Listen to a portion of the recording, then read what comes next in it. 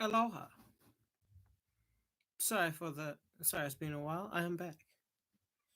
Chapter 11. Tom presently wondered to Tom presently wondered to find his coveted vacation was beginning to hang heavily on his hands.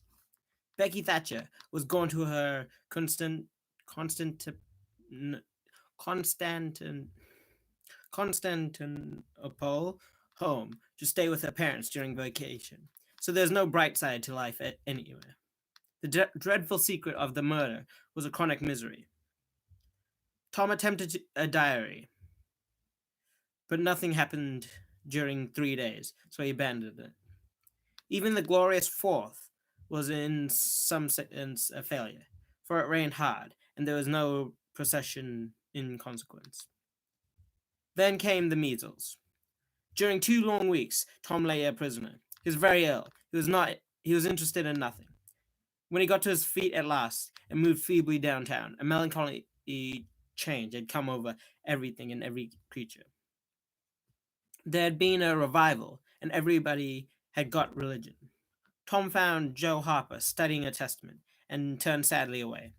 He sought Ben Rogers and found him visiting the poor with a basket of tracts.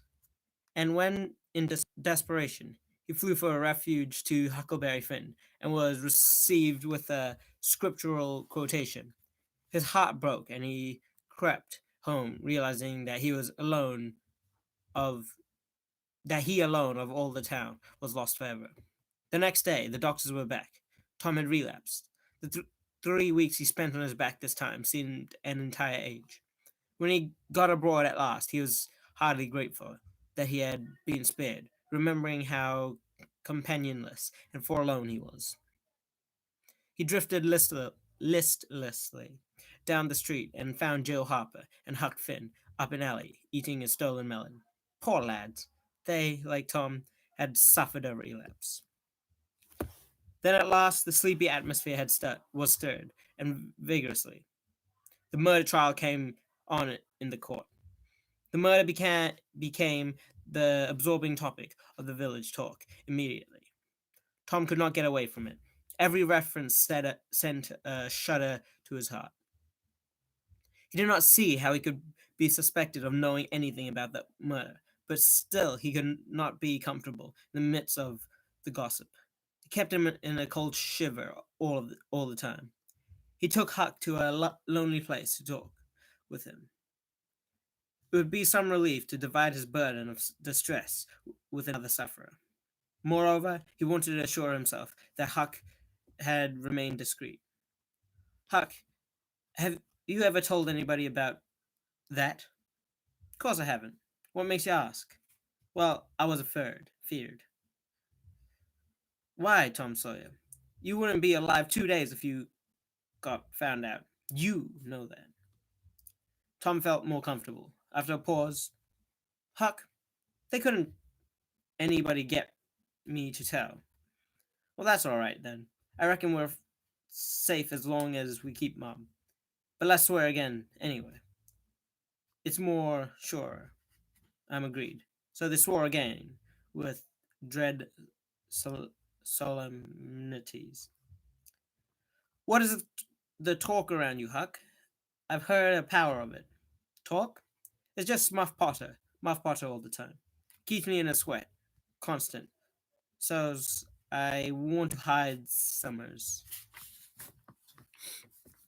That's just the same way they go on around me. I reckon he's a goner. Don't you feel sorry for him sometimes? Most always. He ain't got no account. He ain't no account.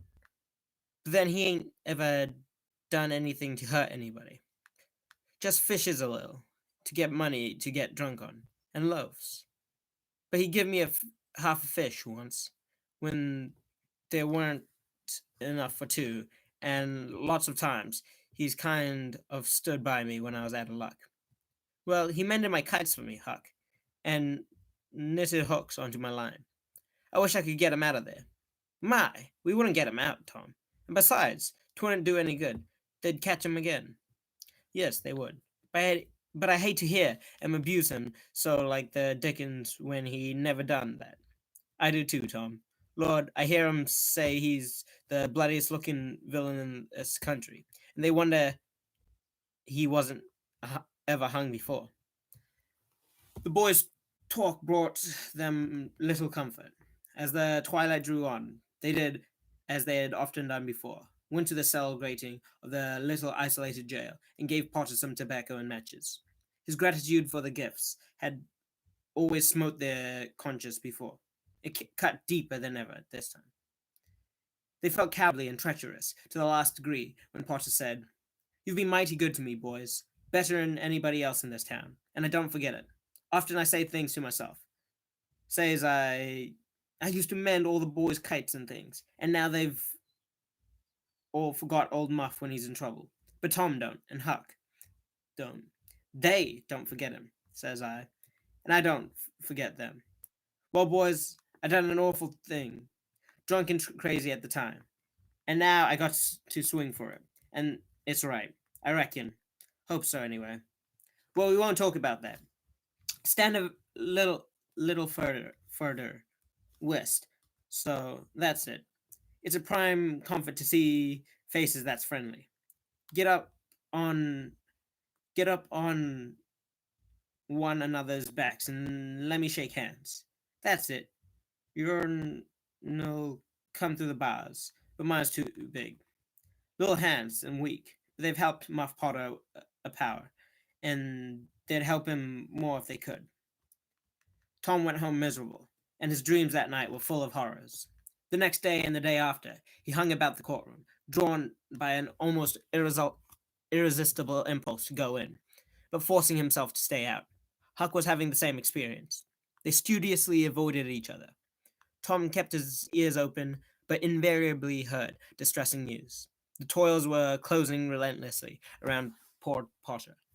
At the end of the day, the village talk was to the effect that Injun Joe, whose evidence stood firm and unshaken, and that there was not the slightest question as to what the jury's verdict would be. All the villages, all the village flocked to the courthouse on the third morning, for this was to be the great day. After a long wait, the jury filed in.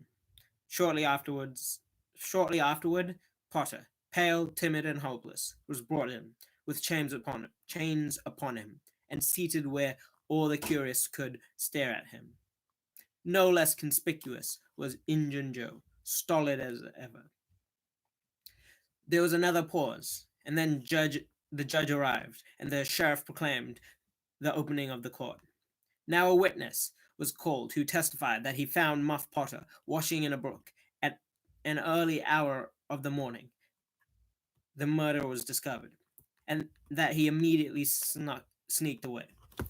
After some further questioning, counsel for the prosecution said, "Take the witness." The prisoner raised his eyes for a moment, but dropped them again when his own counsel said, "I have no questions to ask him." The next witness proved the finding of the knife near the corpse.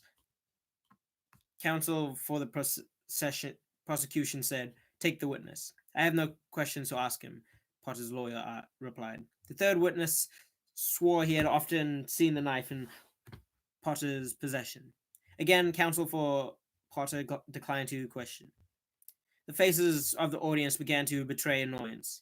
Did this attorney mean to throw away his client's life without an effort? Several witnesses deposed concern. The perplexity and dissatisfaction of the House expressed itself in murmurs and provoked the reproof from the bench. We rest our case here. The Ooga gang, hi. Corned lemon, what the F is going on? Ravi, why such a monotone voice? Aaron, how did y'all find this? I didn't know y'all. I didn't know people were watching this. But oh no! Oh, this is my HaHAA. I hacked up. Ah, well, okay. Well, this is awkward. Second YouTube channel that like no one knew about. and like it was nice because like there's no pressure there because nobody was watching. So I just oh no, I hacked up 3. So like this corned lemon, I love it. Ooga gang, hi, Ravi, Richard. Yeah, thank you, Richard. Okay, I know I'm gonna keep reading now, but Tom Sawyer, Huckleberry, not Huckleberry Finn, just Tom Sawyer. The Adventures of Tom Sawyer. Welcome. I am your host reader, Arun, and now there's pressure to put on a voice. But anyway, this is how I force myself to read because I am not a big fan of reading. I'm like Jaden Animations because she also doesn't like reading, but this makes it somewhat bearable. Ish. Yeah, no, it's interesting. But yeah, no, I'm gonna keep reading. So I don't know where the heck I was. Yes, sorry. All the other episodes will probably be on the other channel. But yeah, I'll keep this one up because why not? We rest our case here. Groan escaped from Paul Potter, and he put his face in his hands and rocked his body softly to and fro. Many men in the courtroom were moved, and many women. We have changed our mind. We shall not offer that plea. Then to the clerk, call Thomas Sawyer. A puzzled amazement awoke in every face in the house, not even excepting Potter's. Every eye fastened itself upon Tom as he took his place upon the stand. The boy looked wild enough, for he was badly scared. The oath was administered. Thomas Sawyer, were you on the 17th of June, about the hour of midnight? He glanced at Injun Joe. Yes, sir. I went there with... Wait a moment. Never mind mentioning your companion's name. We will produce him at the proper time. Did you carry any dust? As he warmed to his subject, his words flowed more easily. Fascinations of the tale. The strain upon pent emotion reached its climax when the boy said, and as the doctor fetched the board around, see you guys probably never, because I'll be uploading to the other secret channel, which is not really that secret, but yeah. Yeah, sorry I forgot to switch accounts. So yeah. Thanks for listening, for tuning in. Feels weird having an audience. It's your boy. I've done some reading. Here's my bookmark. Going in. I will be reading chapter 12 tomorrow. Adios. Okay, bye-bye.